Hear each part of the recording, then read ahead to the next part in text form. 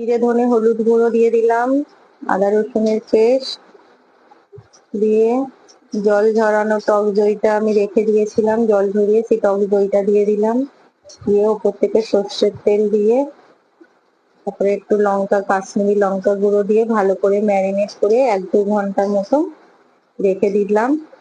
দিয়ে কিছু গোটা গরম মশলা তেজপাতা দিয়ে আমি একটু পেঁয়াজটা মোটা মোটা করে কুটেছি, ওই পেঁয়াজটা দিয়ে দিলাম, কেননা আজকে আলু দিয়ে মাটনের ঝোল হবে।